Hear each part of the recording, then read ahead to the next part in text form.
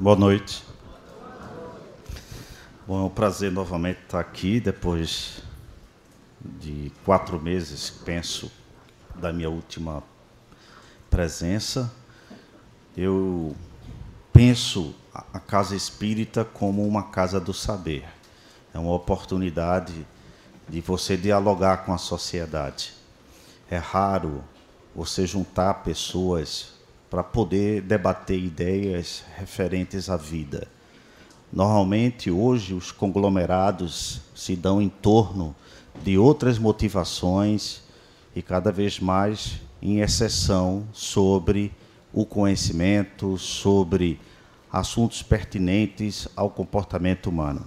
Eu acho uma honra e eu acho sempre brilhante poder estar presente no contato com as comunidades humanas e poder debater ideias, principalmente ideias delicadas que não têm um conteúdo unicamente doutrinário. A ideia do pensamento espírita não é espiritizar, é, em verdade, concitar reflexões em torno de uma espiritualidade no mundo e uma espiritualidade que também não tem uma referência única de transcendentalidade, mas de uma referência dessa trajetória humana e como, de forma desafiadora, aprender a amá-la. Eu estava, antes de vir para cá, eu vim direto do trabalho e resolvi jantar, comer algo antes, e me encontrei com um amigo de infância, e foi um encontro caloroso de algum tempo que eu não o via, e ele efusivamente, depois do encontro, que teve que ser rápido em função da palestra, ele me fez uma proposta que eu fiquei bastante reflexivo, quando ele disse: vamos sexta-feira combinar um happy hour. E eu fiquei um pouco assim pensativo sobre o happy hour, sobre a hora feliz. Eu perguntei para ele, ele ficou um pouco perturbado, e eu disse: mas você vai esperar sexta-feira para ter seu happy hour? Ele disse: sim, porque eu trabalho a semana toda e é muito difícil a gente ter happy hour durante a semana. E aí a primeira pergunta que eu fiz a ele, referente à reflexão, foi: mas você, durante a semana, não está feliz? Você espera passar a torturante semana para, na sexta-feira, apenas por uma hora, estar feliz? E ele se deu conta e começou a pensar: é verdade, eu não tinha me dado conta disso, mas é porque o meu trabalho é muito torturante. Então, você tem uma vida, eu disse para ele, ele me conhece, sabe que eu sou assertivo nisso, e eu disse: você tem uma vida miserável. E ele disse: você não precisa ser tão duro comigo. Eu não estou sendo duro, estou sendo realista. Miserável porque você precisa de 1 hora por semana para poder se sentir feliz, e aquilo que você faz no mundo você entende como tortura. E aí eu fiquei bastante reflexivo nisso, porque eu tenho a honra de fazer aquilo que eu mais amo, meus ofícios profissionais, que são variados, tem uma relação direta com a construção do saber, tem uma relação direta com o lidar humano, com o comportamento das pessoas, e eu vi ali como eu era, nesse momento, no contraste com a provável desgraça dele, feliz. Então, normalmente a gente tem esse modo de medir a nossa felicidade. O Arthur Schopenhauer, que é um filósofo do século XIX, ele tem nos seus escritos póstumos a seguinte metáfora, que eu acho bem cabível para esse momento, de 2 ovelhas. O nome de cada uma delas é bem sugestivo para se colocar no nome de um dos nossos filhos: Parrega e Paralipomena. E Parrega e Paralimpomena estavam sofrendo um drama eminente, porque as duas ovelhas, coitadas, estavam pressentindo a proximidade de um lobo, e certamente uma delas seria escolhida e devorada. Elas se entreolharam, não sabiam o que fazer, porque o lobo vinha rapidamente, ficavam apenas torcendo para que ela não fosse a escolhida. E no momento que o lobo devora uma, né, pega uma, então a outra começa a se sentir feliz, graças à desgraça do outro, dizendo, não foi comigo. Então, às vezes, nós temos uma felicidade à maneira de Parrega e Paralipomena. Eu mensuro minha felicidade de acordo com a desgraça do outro.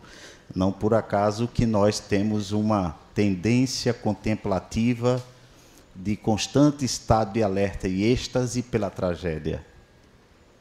Eu não vejo ninguém parar o carro na Avenida Boa Viagem para contemplar o sol e gerar um congestionamento no final de tarde. Mas se tiver um acidente com a cabeça rolando pelo chão, tenho certeza que de Candeias para cá você não vai trafegar tranquilamente. Curioso pensar a origem da palavra tragédia. Tragédia vem do grego tragos oidia, que quer dizer tragos, bode, oidia, canto. Tragédia significa o canto do bode, né? Você cantar o bode. Então, a condição nossa atrativa, normalmente, quando a gente vislumbra uma tragédia, é como que a gente estivesse cantando, de alguma forma, a vida, dizendo, nossa, ainda bem que não foi comigo, né? E, ao mesmo tempo, a relação com a tragédia é uma relação que a gente nunca traz para nós, porque nunca, realmente, você experimenta a morte no seu sentido biológico, né? Dentro da conceituação espírita, a morte é experimentada em seu nível, vamos dizer, quadridimensional, mas a morte em si ela não é experimentada por você. A gente sente a morte do outro, mas não sente a nossa própria morte, não é? Então, essa questão do happy hour me remeteu muito a fazer esse questionamento: qual a nossa hora feliz? Né? Quais as nossas horas felizes? Eu acho que a temática perpassa também pelo conceito de felicidade, que eu vou tentar pensar aqui e acolá de algum modo. Ao mesmo tempo, quando ele estava discutindo comigo essa questão do happy hour, foi uma pequena mesa filosófica antes de vir para cá, e eu comecei a indagá-lo sobre a miserabilidade da vida dele, ficou muito perturbado, e resolveu fazer psicoterapia comigo na próxima semana. Foi que ele me remeteu para, no momento que nós nos encontramos, quando eu o reconheci, isso mutuamente, a efusão, a alegria, em que nós somos dotados de uma memória afetiva. É impossível você ter um pensamento sem ter tido uma emoção anterior. Por mais que você imagine que o nosso cérebro consciente ele exerce um domínio sobre a nossa natureza, tecnicamente isso não é comprovado cientificamente. Nós somos muito mais influenciados pelos nossos impulsos inconscientes, pelas nossas dimensões subcorticais, pelo cérebro emocional, do que pelo cérebro que a gente chama racional. Não há nem sequer uma dissociação, muito menos uma hierarquia. Pensar é superior a sentir, razão é superior à emoção. Não é assim. As duas dimensões se interagem. Eu estou dizendo isso porque, quando eu tive a experiência com ele, me remeteu a uma abertura da minha memória quando eu ainda era criança, mais ou menos uns 20 anos atrás, e naquele tempo, no primeiro dia, quando você vai para a escola, todos nós nos lembramos que é uma espécie de segundo nascimento, né? A expulsão de um outro útero, porque a gente, na verdade, nasce na vida traumatizado, né? Eu nunca vi uma criança nascendo sorrindo, né? Tipo, pô, quem passa esse mundo? Além de a gente nascer chorando por causa do trauma, a gente ainda leva uma palmada, né? Então, nasce apanhando e chorando, do tipo, o mundo é esse, entendeu? Se você quiser, fique por aqui, senão se vira, tá? Mas essa é a realidade. Então, mas a experiência de ficar na escola pela primeira vez é traumatizante também, não sei se vocês se lembram disso, né? No meu caso, quando minha mãe foi me deixar na escola, no primeiro dia, eu tinha 4 anos de idade, no jardim de infância, essa era a escolaridade daquele tempo, e ali eu senti um drama terrível, e era uma escola religiosa. E aí os padres me acolheram e disseram que era habitual, antes de entrar na sala de aula, cantar o hino nacional uma vez por semana, né? Pra vocês terem ideia, isso não faz muito tempo. E, naquele momento, eu ainda muito criança, 4 anos de idade, o hino começou a ser entoado, a bandeira sendo hasteada, e eu me lembro, como hoje, perfeitamente, a profunda emoção,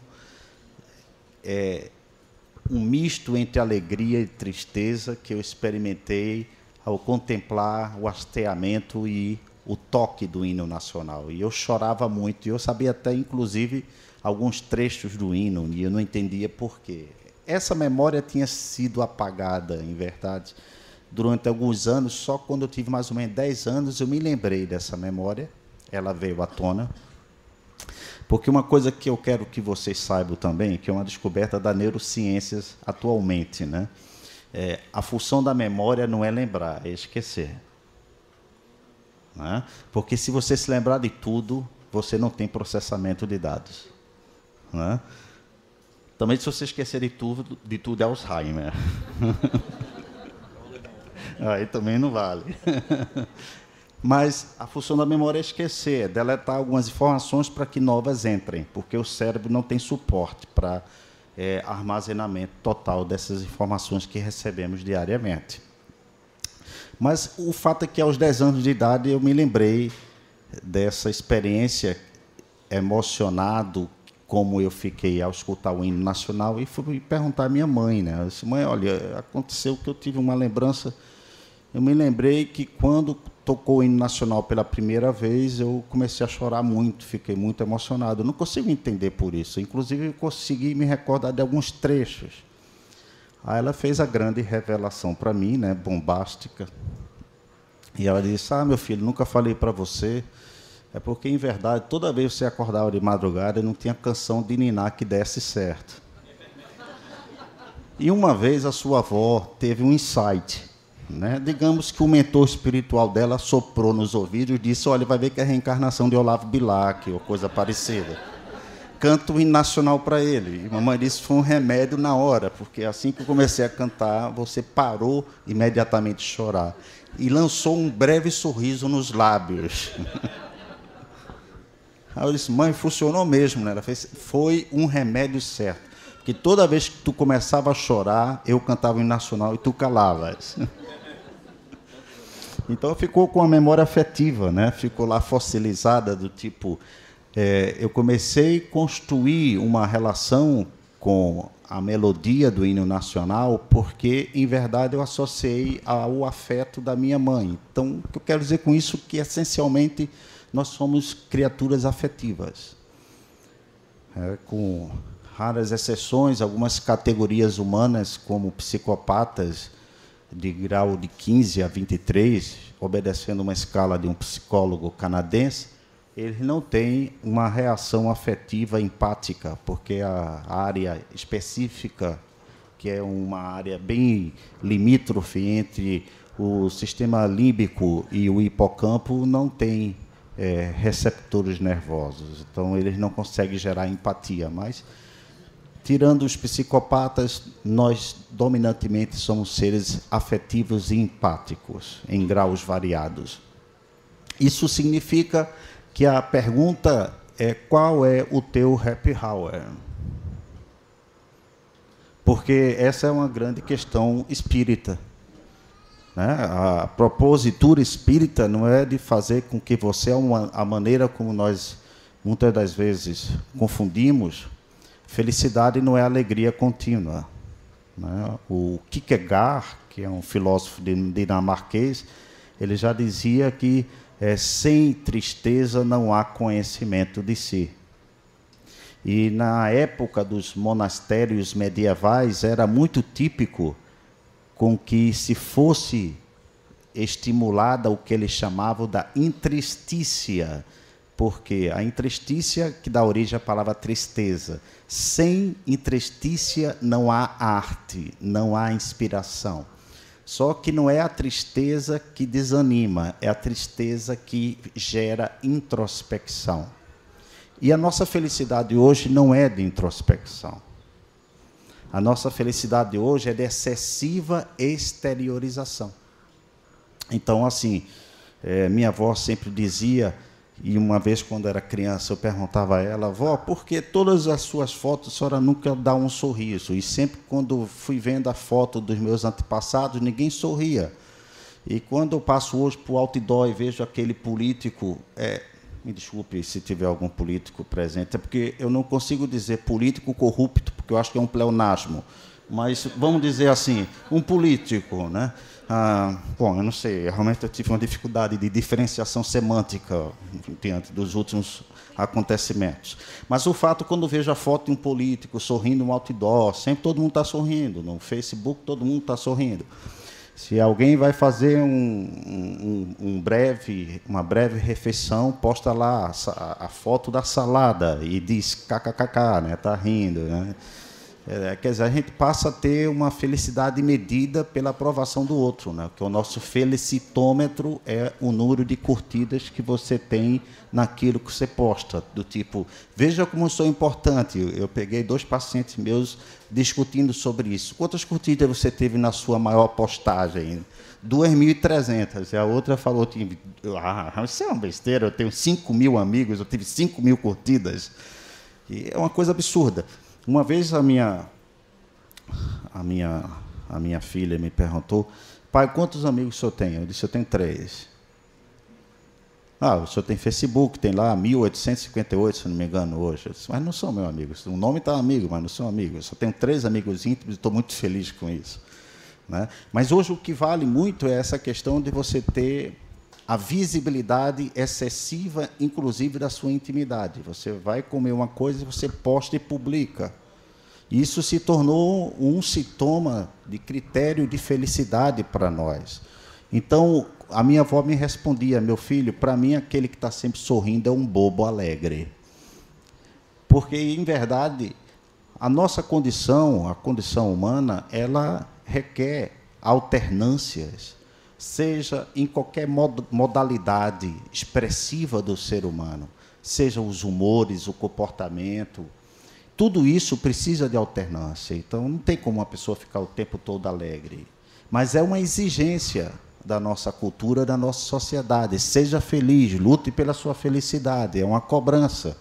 Se alguém tiver um pouco mais entristecido, uma vez eu estava sentado à mesa em um restaurante, chegou uma amiga minha, eu estava sozinho.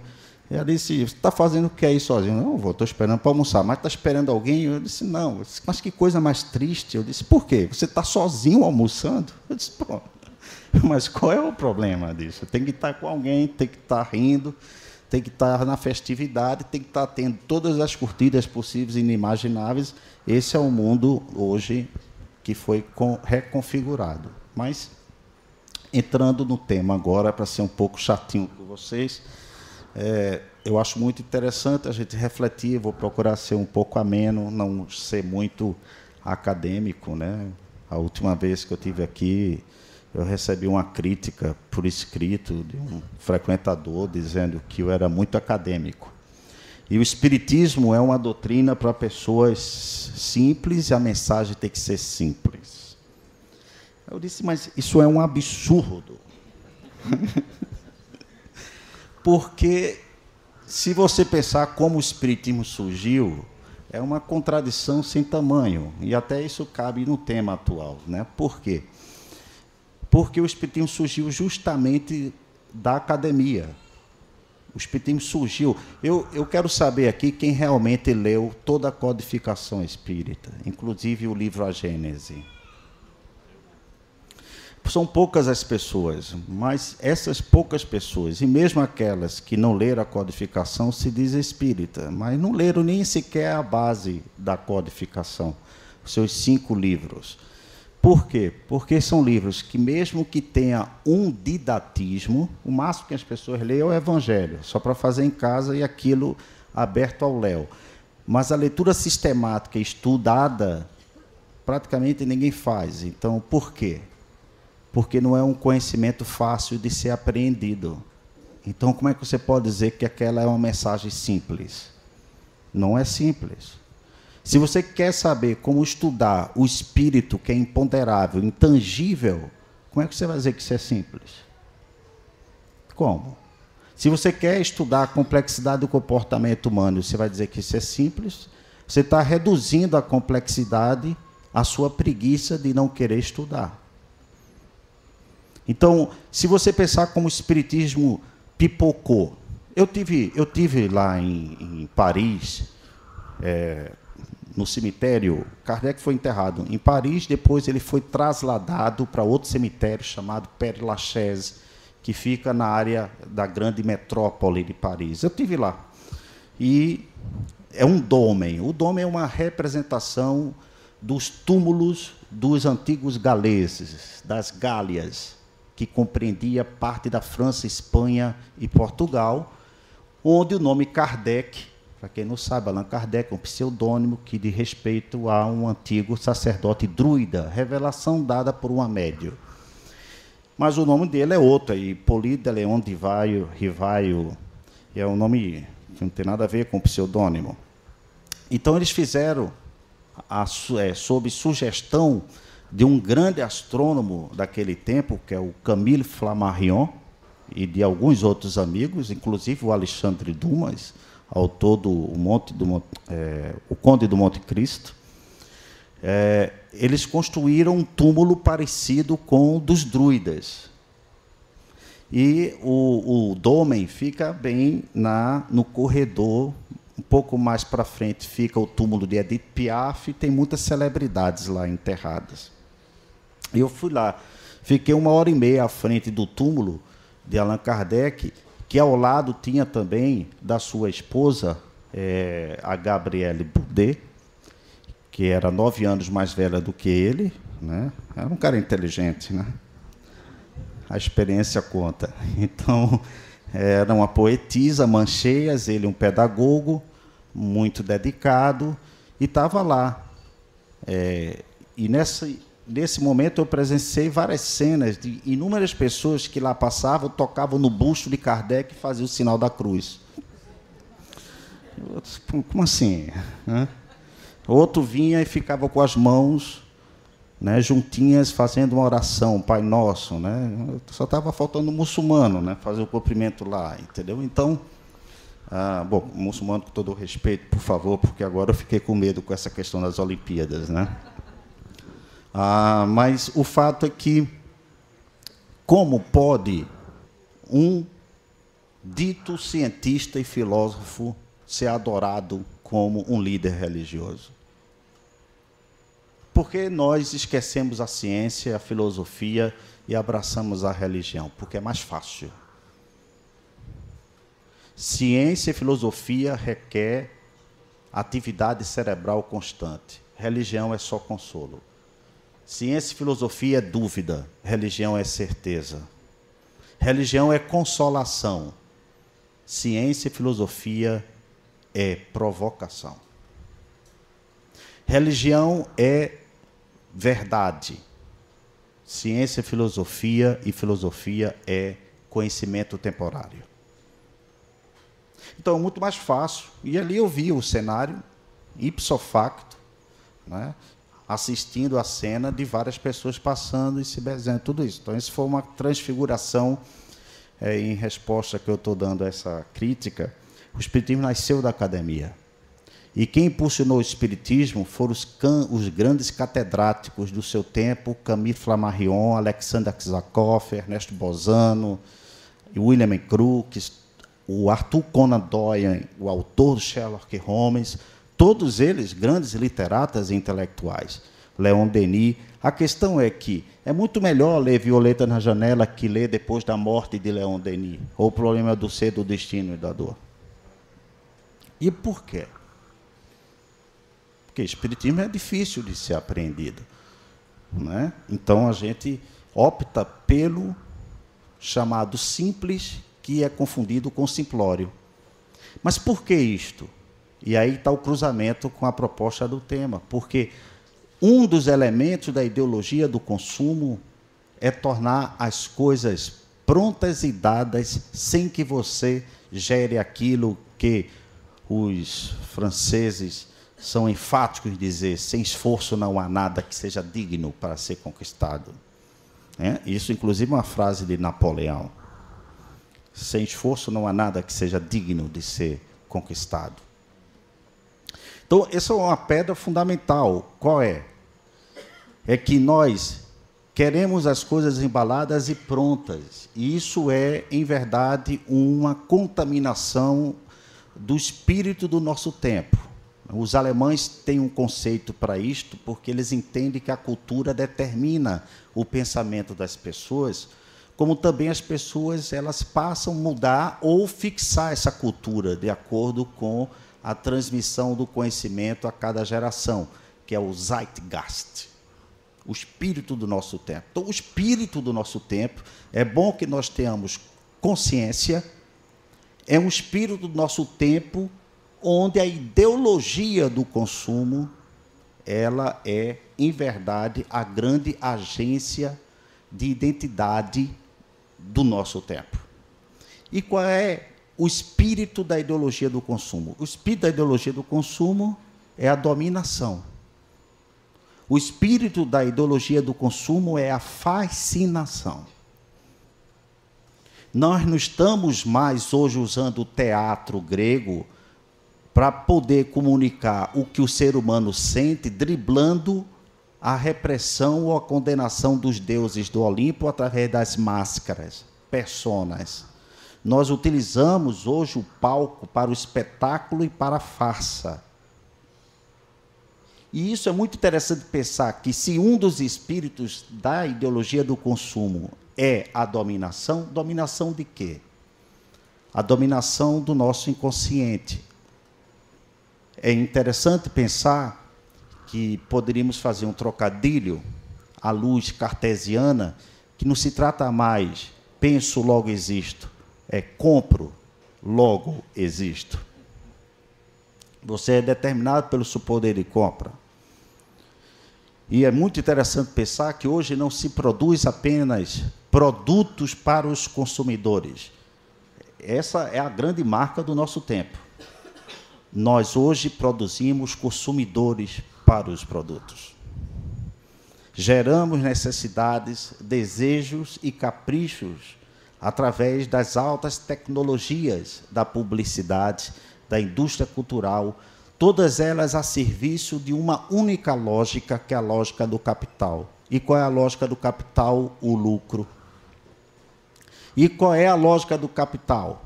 Sendo lucro, significa que a lógica do capital só tem lucro quando existe mercadoria.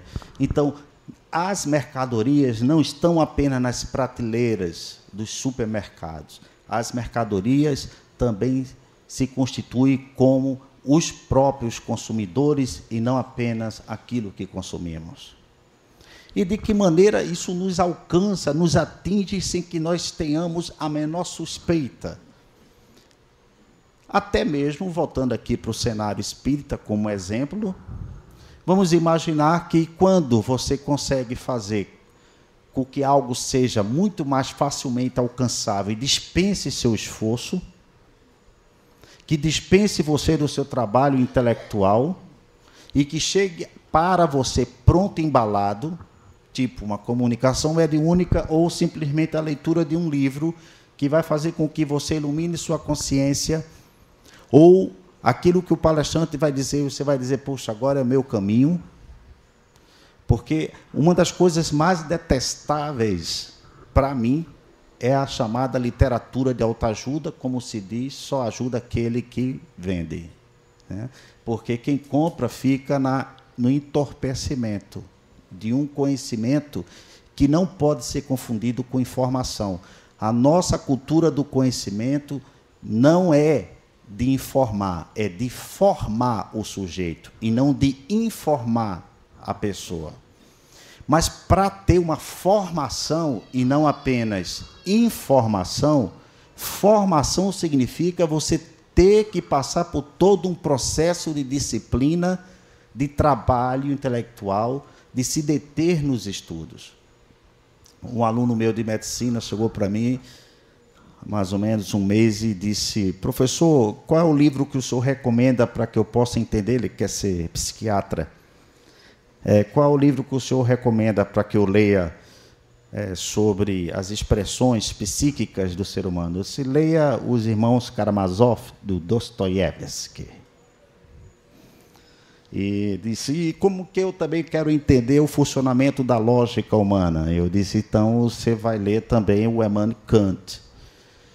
E ele disse: como é que eu também quero estudar a cultura do nosso tempo? Então leia os teóricos da escola de Frankfurt, Adorno, Horkheimer, Habermas e por aí. Ele anotou tudo. Um mês depois ele veio com todas as respostas. Eu disse: o que houve? Ele fez: não, professor, eu li tudo e já quero dar minha opinião. Achei tudo muito fraco. Como? Você leu Dostoiévski, você conseguiu perceber ali expressões esquizofrênicas nas personagens descritas por aquele grande pensador russo? Disse: não, veja, é o seguinte, eu discordei de Dostoiévski. Quer dizer, uma das consequências da ideologia do consumo, quando você pensa que tudo é fácil, é que você gera um poder para si que não existe em constituição nem informação, só em manipulação da informação. Basta que você leia e você pensa que você sabe. O Dr. Google matou todas as universidades. Um paciente chega para mim e já chega dizendo o que é que ele tem. Ele já sabe a leitura e o diagnóstico. Eu quase pergunto a ele: o que é que você veio fazer aqui? Não, porque o senhor veja, eu quero... Você já sabe tudo, você já está fazendo uma análise perfeita da sua situação. Olha, eu quero que o senhor trabalhe com essa técnica psicoterapêutica, essa é a medicação mais bem indicada para mim. Tudo bem, você tem plano de saúde? Tenho. Aplique para você. Porque aí realmente é assim que está se conduzindo a morte da figura de autoridade. Você não tem mais as figuras. O professor não é aquela figura de autoridade. A figura de autoridade hoje se pulverizou nas tecnologias virtuais. Tem um conceito muito interessante de um filósofo francês chamado Jean Baudrillard, que ele diz o seguinte: nós não estamos mais na época virtual, porque a gente pensa o virtual como contrário ao real. Estamos na época do hiperreal, que é um virtual que é tão virtual e perfeito que ficou maior e melhor do que a própria realidade. Então, a gente vive um hiperreal. É muito interessante pensar nisso. Então, uma das moléculas da ideologia do consumo tem referência direta com os estudos de um outro grande filósofo, e que é de muita importância, que é o Zygmunt Bauman. E ele tem um conceito que eu gosto demais. É um homem hoje com 91 anos, uma vitalidade intelectual impressionante. É um homem do esforço, onde ele faz do seu trabalho o seu happy hour a cada momento. E ele tem um conceito muito interessante que, primeiro, ele se inspira numa frase de um filósofo norte-americano, o Emerson, quando diz que nós hoje caminhamos numa fina camada de gelo, e se você parar, você cai, você mergulha. A gente não pode parar, né? Alguém hoje me perguntou: e aí, muita correria? Eu disse: por que não perguntou? Muita calmaria? Então, é porque a correria virou a dinâmica do nosso tempo. Correr para onde? O tempo acelerou. Mas não há um tempo acelerado. O tempo é sempre o mesmo, 24 horas para todo mundo, regra geral.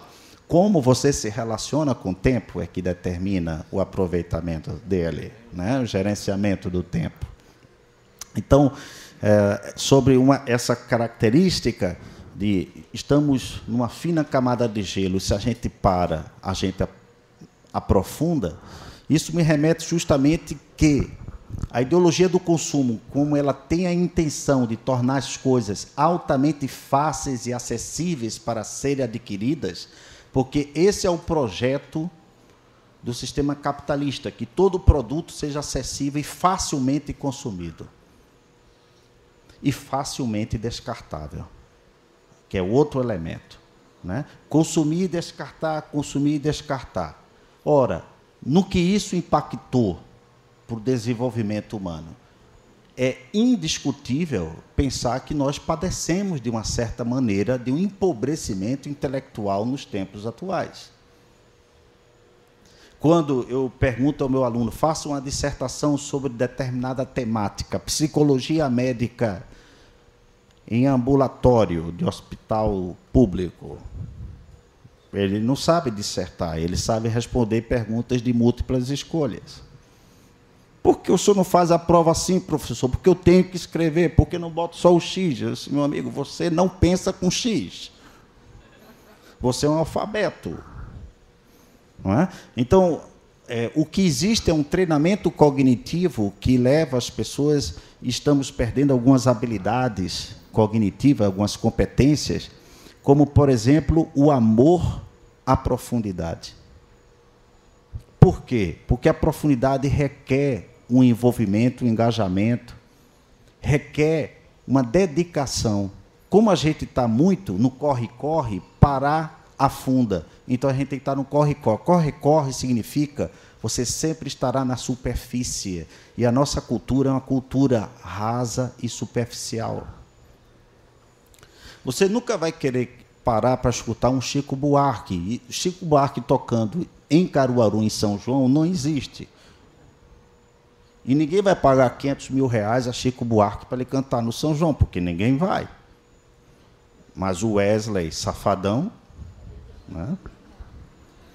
Então, enche, mas qual é a letra? Você escutar a letra, é uma letra mimética, repetitiva, parece que não existe melodia na música. Porque melodia significa você sentir a música. O som mimético não é sentir, é estar excitado. Então, a nossa cultura é uma cultura da excitação, porque a excitação leva à fascinação. Porque quando você não permite que o indivíduo sinta, ele não pensa. Porque se ele pensar, ele não compra. Então, ele tem que ser arrastado imediatamente, pescado na excitabilidade. Na excitação é como o cara que está drogado ou o cara que está alcoolizado. Ele não pensa direito e faz aquilo na primeira coisa que passa pela sua cabeça ou alguém pede. Joga-se do barranco. Ele se joga. Se estiver realmente embriagado, ele vai se jogar. Não há um raciocínio lógico na ideia do consumo impulsivo, né? Do consumo compulsivo, inclusive.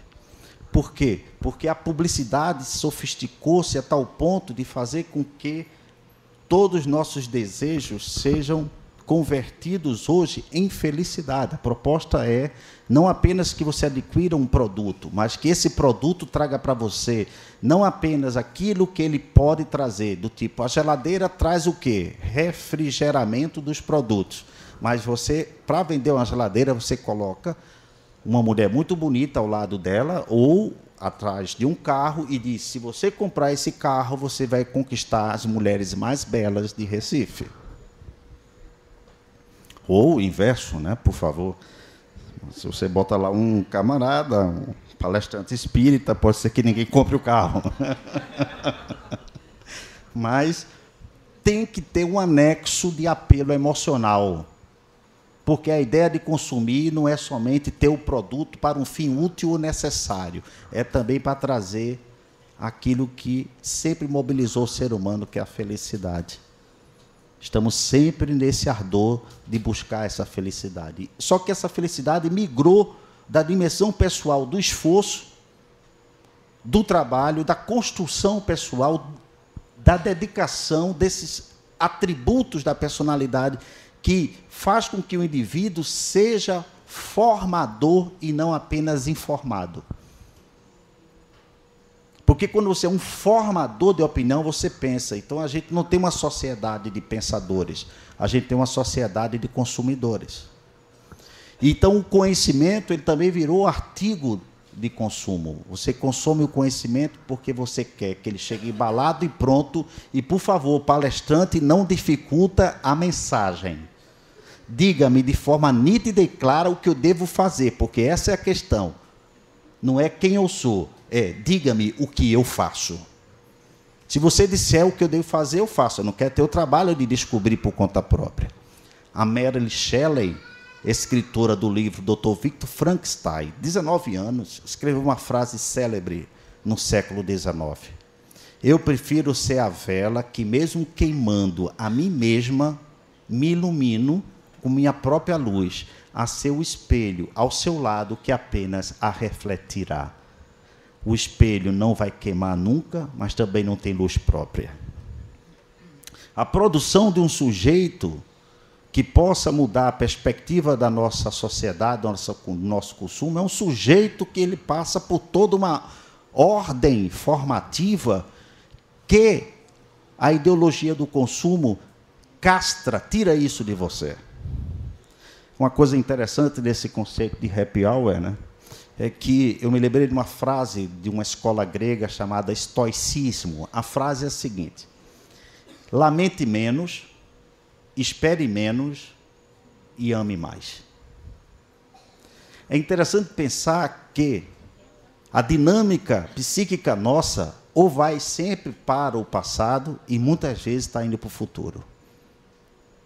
A gente não consegue ter o deleite do momento presente. Nada pior para um sujeito que quer ter uma educação formativa e se afirmar no esforço e acender sua própria luz do que ficar na esperança. A esperança ela é casta em si. A esperança é casta de quê? Ela é casta do gozo.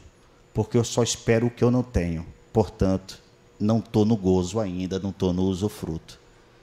Onde está o gozo e o usufruto? No momento presente. Aí o indivíduo fica dizendo amanhã. Amanhã não existe. É um hoje depois.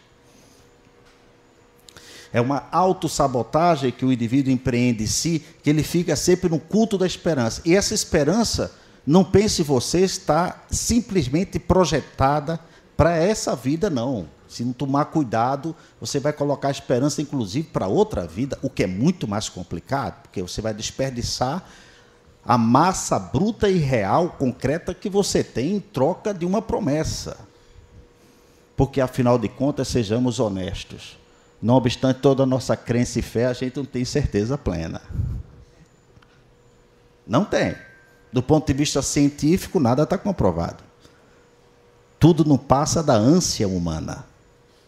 Né? O nosso desejo se impondo sobre a realidade. Porque a gente tem esse ressentimento contra a vida. A gente não aceita a vida como ela é.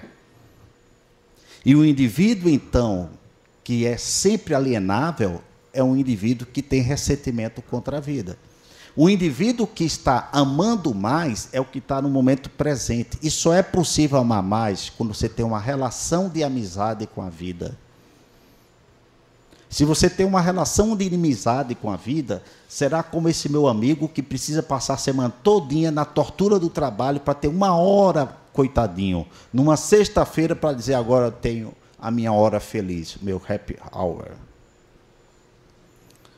Mas isso que está fluindo a cada momento dentro de nós, que é a vida, é justamente a grande questão da ideologia do consumo, que é, se você for capaz de entender, como diria a escola epicurista, reduzir suas necessidades e revisitar o desejo daquilo que você já conquistou, você tem uma vida melhor do que simplesmente ficar buscando aquilo que lhe falta. Então, a felicidade é continuar buscando aquilo que falta sem perder de vista aquilo que eu já tenho e preciso continuar a desejar aquilo que eu desejei e já tenho. Regozije o que você desejou e já tem. a gente já está sempre pensando na realização do próprio desejo antes de usufruir aquilo que a gente lutou. Chegou um colega meu recentemente e disse, finalmente, pensa, eu vou agora, eu consegui terminar o doutorado muito difícil, 4 anos, isso, aquilo. Eu disse, nossa, então você vai agora entrar num processo de contemplação dos seus resultados. Nada, eu já estou pensando no pós-doc. Sim, mas você está conseguindo usufruir? Não, eu já estou tenso, eu tenho que elaborar um projeto para o pós-doutorado. Você, calma, mas usufrua do doutorado, foram 4 anos, pós-doutorado é besteira, é 1 ano só. É um relatório da sua pesquisa de tese. Disse, não, mas eu já estou... Então, a gente vive nessa constância de brigar com o impermanente da vida, porque a gente não aceita essa impermanência. Esse é um fato muito interessante. A gente está chegando ao final, né? Sempre o tempo, ele é um senhor dos escravos, né? Então, bom, 2 coisas que eu quero pontuar. Rapidamente, não deu para falar quase nada, mas foi possível. Obrigado pela solidária. 10 minutinhos aí me deu aí, Paulo, valeu. Muito obrigado. Você conseguiu fazer meu happy hour. Deixa eu ver o que é que eu ia dizer. Estava na inspiração. O meu mentor está reclamando. Tá, beleza. Então, uma coisa importante é que eu me lembrei de um trecho que pode ilustrar razoavelmente o que eu quero colocar aqui para vocês. A questão que eu estou analisando é que impactos a ideologia de consumo tem na formação da identidade humana nos tempos atuais. E como isso nos alcança e nos desvitaliza. O que isso tem a ver com o Espiritismo? O Espiritismo é o fortalecimento do indivíduo na vida. Preste bem atenção. Se tem uma coisa que eu aprendi com Kardec, foi instrumentalizar a dúvida metodológica como um recurso de aferição da verdade. Quaisquer doutrinas que preguem com veemência que esta é a verdade indissolúvel, perdeu a sua autoridade teórica. Porque tudo é expressão da linguagem humana. 2, um outro elemento importantíssimo que eu aprendi com Kardec.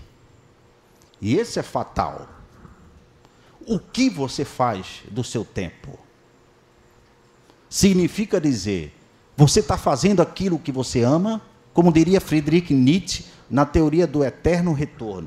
Você seria capaz de voltar a fazer tudo aquilo que você está fazendo inúmeras vezes, se você é capaz de voltar a fazer inúmeras vezes aquilo que você está fazendo, então você é uma pessoa que está amando mais, esperando menos e lamentando menos.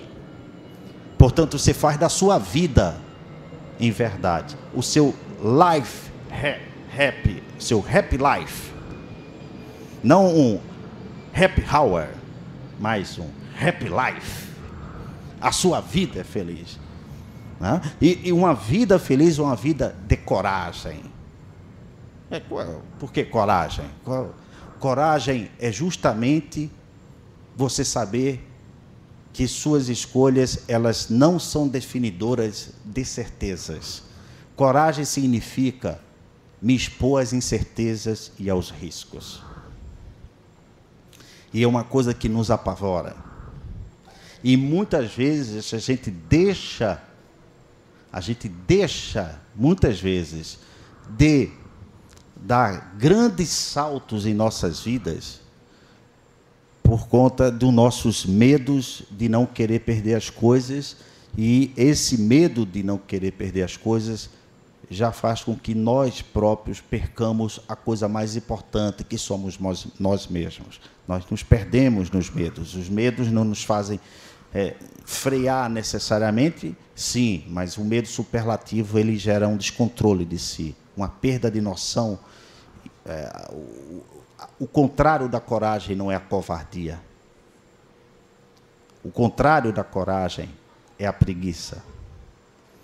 Né? Essa coragem significa esse enfrentamento. Eu estava dizendo hoje para uma amiga minha Ontem eu recebi uma paciente, 79 anos, ela é médica aposentada e me emocionou muito no final. Eu pedi para que ela, logicamente, quando terminou a sessão, ela estava com dificuldade de se levantar, né? Ela fazia um esforço e não conseguia.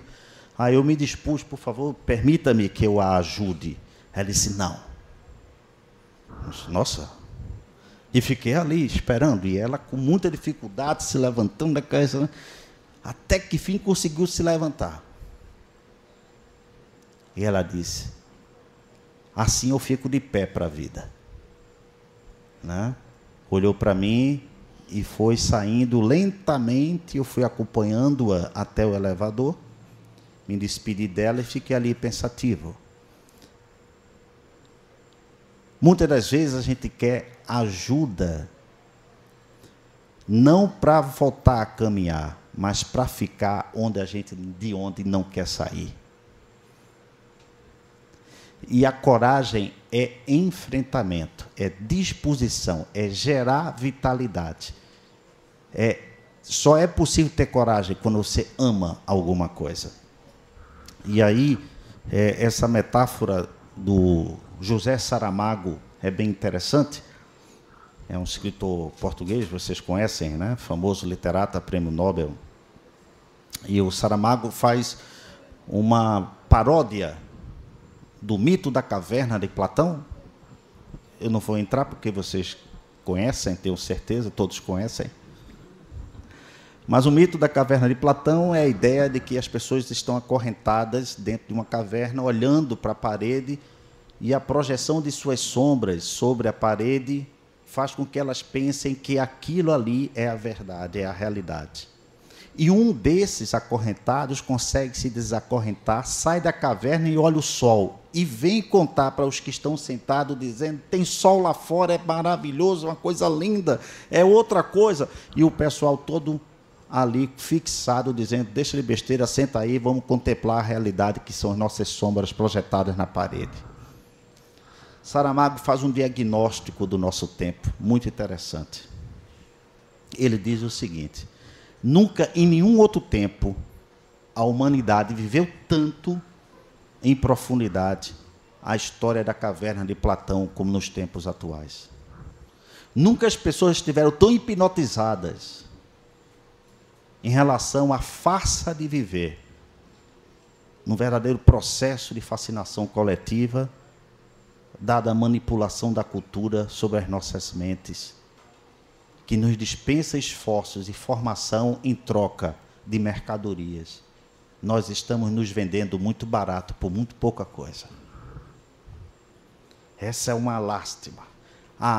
Talvez as gerações futuras, fazendo uma retrospectiva da história da humanidade, talvez alguns historiadores daqui a 200 anos digam, a Idade Média não foi entre o século V, o século XII e XIII. Foi o século XX e o século XXI. Porque nunca se viu tanta ignorância em meio a tanto conhecimento. Nunca se viu tanta gente se sentindo só em meio a tanta facilidade tecnológica de comunicação. Então, o que é que fica? Fica justamente essa memória afetiva do que eu faço a cada dia. Quando eu vou dormir, essa é a minha alegria, né? A minha, vamos dizer, meu happy night. Eu, quando deito a minha cabeça, eu disse, caramba, que dia maravilhoso eu tive. Eu faço o que eu realmente amo. E não foi sempre assim. Eu mudei a história da minha vida por conta própria. Eu era funcionário público de banco estatal.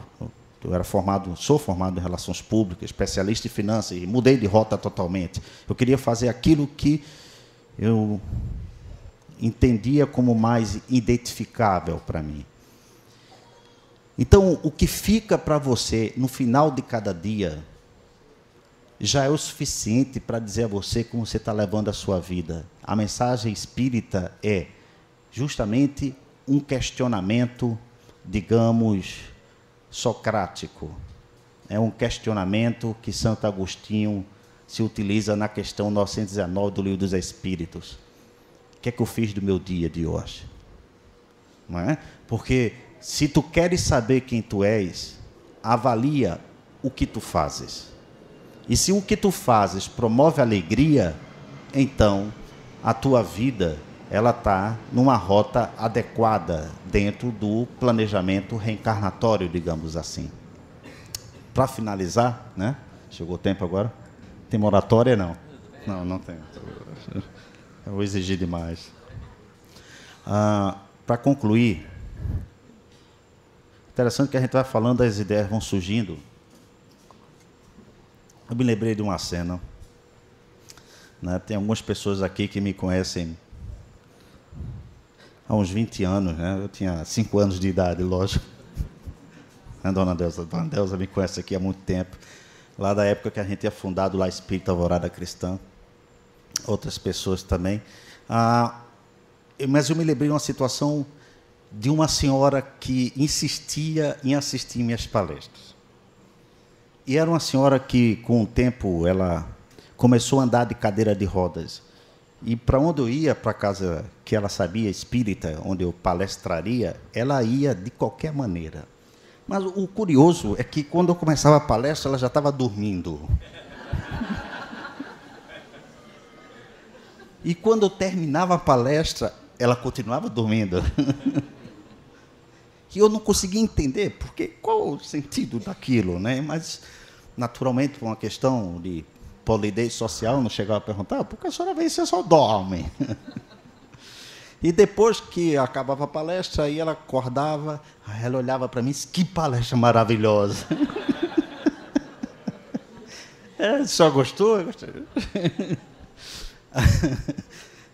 Então, eu não conseguia entender. Mas ela ia para todo lugar, estava lá. A primeira pessoa que eu a procurava, eu já estava tão condicionado que eu procurava uma cadeira de roda. Não chegava. Era meu ponto de apoio nas palestras, né? Minha fonte de inspiração. Então, eu me lembro de uma vez que, andando ali pela Agamenon Magalhães, o telefone toca e era a filha dela dizendo, Spencer, eu sou fulana, filha de Cicrana. Ela já estava com 91 anos de idade e ela me disse, por favor, Spencer, você tá em algum lugar aqui próximo do Hospital Santa Joana? Eu disse, olha, eu estou, sim, próximo, estou passando aqui. Você teria disponibilidade de vir aqui agora? Eu disse, tem, mas algum problema? Não, porque mamãe, ela está em situação muito complicada, ela disse que não quer desencarnar sem ver você. Eu disse, nossa. Então, imediatamente, eu peguei o carro e fui, cheguei lá, e a expressão dela, ela não conseguia mais falar, mas a expressão dela era como que ela estivesse me dizendo muito mais do que tudo aquilo que eu falei em várias palestras, que ela sempre dormia. Mas foi algo que me tocou profundamente e valeu por todos os meus discursos. O olhar dela foi inesquecível. E no momento que eu chego e ela olha, é perceptível um lacrimejamento dela, ainda com certo estado de consciência, e esse último olhar dela se apaga sobre mim. Né? Então, assim, eu falei para tantos ouvidos, mas um único olho me fez sentir o que eu não posso falar em palavra. Então não me perguntem o que é, porque eu não sei explicar. Só sei que estou sentindo. Então talvez seja isso. O Espiritismo, você só vai descobrir quando senti-lo. E sentir significa dizer se a sua vida é um happy hour ou se é uma vida feliz.